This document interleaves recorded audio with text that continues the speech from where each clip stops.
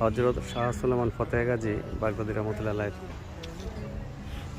মাজার শরীফ বর্তমান অবস্থা। তো এখন অবশ্য বাৎসরিক উরুস নেই, এই জন্য বর্তমানে মানুষ তেমন একটা নাই। তবে কিছু কিছু মানুষ আসা যাওয়া করে।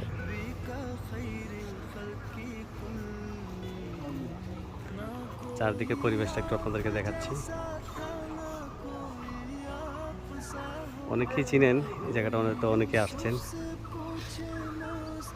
ওই দিকটার উপরে ওঠা যায়।